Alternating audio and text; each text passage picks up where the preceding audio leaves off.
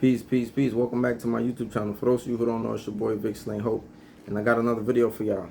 And today we're going to be covering another law on the 48 laws of power.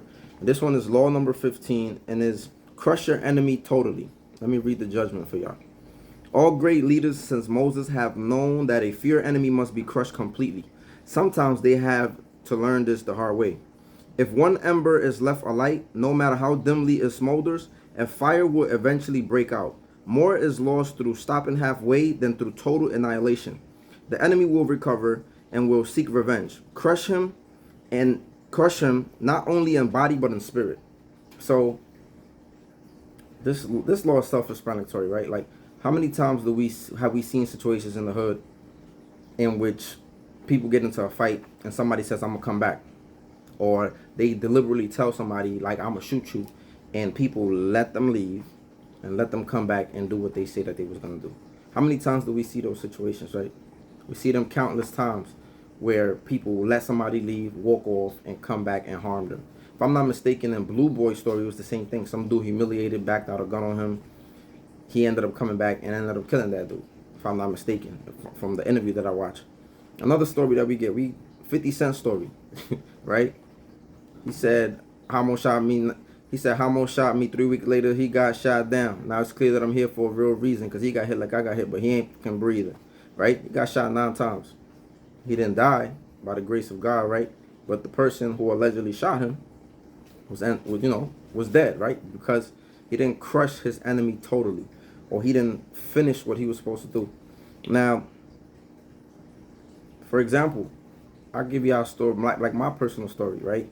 And I didn't crush my enemy totally. And even though it wasn't personally my enemy, it was a gang related thing, right? I was trying to preserve the set at the time. Yeah, the same thing kind of like happened in my situation, right? Which led me to prison. I shot somebody, the person didn't die, and because they didn't die, they got to snitch on me, right? And in a moment, I was like, yeah, damn, this dude sent me to prison. You know, like, I go to prison. Mind you, I bump into my friend who he previously told on. So initially, this guy told on my friend, you know, did something against the code. And then he was telling people he was going to deal with me. So that is a threat, right? He's told people he was going to deal with me, basically trying to silence me.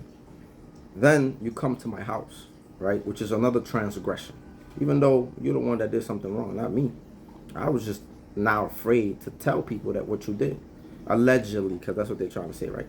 I was not afraid to tell people what you did. Now you're trying to silence me. Now I'm a problem.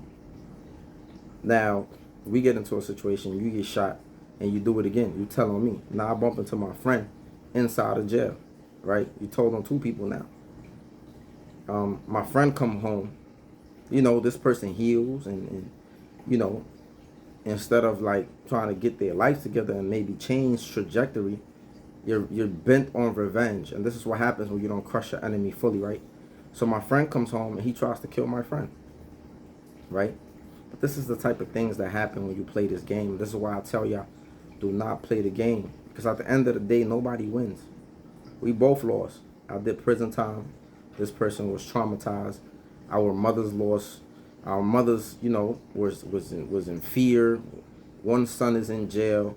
The other son is you know, he could have possibly died. Like, nobody really wins. Nobody really wins when you get into these type of situations.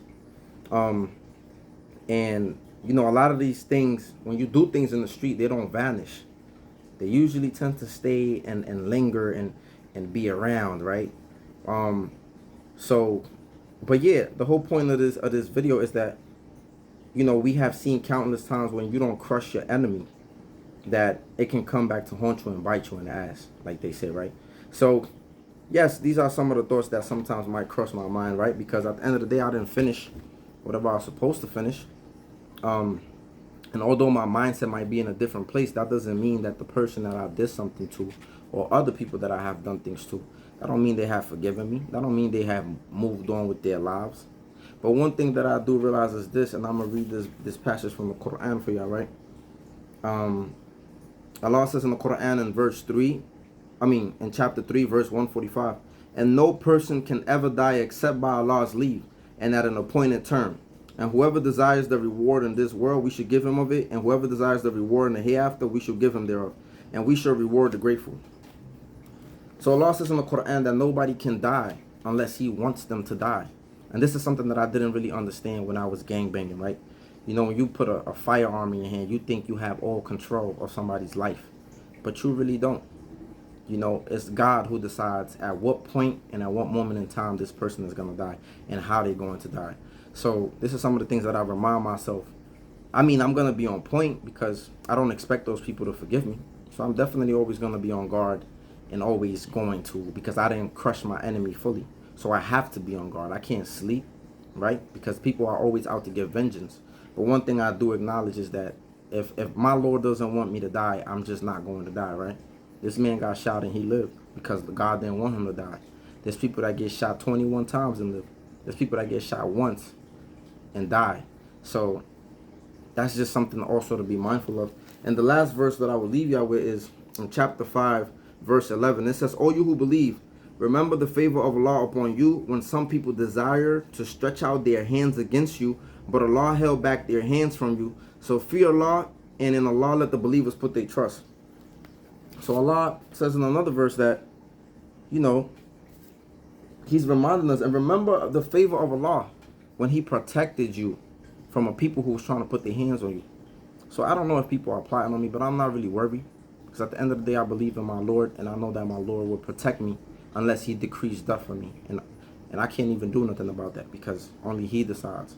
But at the reversal of this law is this, is that, you know, sometimes you can't really ignore this law because you got to be on point. Because, again, things that you do in the street to people never vanish. So if you have an unfinished business, just be on point. Just be careful. But if you could, squash your enemies completely, right? But it does sometimes happen that it is better to let your enemies destroy themselves. If such a thing is possible, then make them suffer at your hand. In warfare, for example, a good general knows that if he attacks an army that is cornered, his soldiers will fight much more aggressively. It is sometimes better than to leave an escape route away, right? As they retreat and wear themselves out and are ultimately more demoralized by the retreat than the defeat and then it might inflict on the battlefield, than the defeat that you might inflict on the battlefield. So basically, sometimes you just gotta let your enemy self-destruct. You know, for example, the person that I had this whole situation with is back in prison. You know, whether he really committed the allegations that he's in there for or he's not, right? At the end of the day, that's just the way God works. You know, sometimes you just gotta let people self-destruct, and it's unfortunate that these things happen in the hood, but these things are happening in the hood, and sometimes our parents don't even know what we're doing. They don't even know what we into, and sometimes we too far deep into it for them to even pull us out of those situations that all they can do is just tell us to be careful and be safe out there. So yeah, man, learn from other people's mistakes, man. A wise person learns from other people's mistakes. A lot of times y'all gonna have to go through your own stuff, but a wise person learns from other people, knows how to learn from other people's mistakes. So the moral of the story, man, is crush your enemies completely if you can. Sometimes if you don't, just be on guard, and sometimes these people will self-destruct on their own. But more importantly, if you could avoid it, do not play the game, because nobody wins. Everybody loses. And the last thing I would say is, like 50 Cent said this, right? He said, "Oh, you're a pro at playing Battleship with this. Well, this ain't the same. Little homie, this is a whole different type of war game. The losers end up in shackles or motherfucking chains or laid out in the street, leaking out their brain." So it's only leaking out their brain. You know, so it's only really two solutions to some of this stuff, man. You either gonna get locked up or you're gonna get shot. And I don't wish that on nobody. So, hey, man, I just gave you out a law. Let me know what y'all think in the comment section. Like, comment, subscribe, share. And let me know what's up. Peace. Have a good one.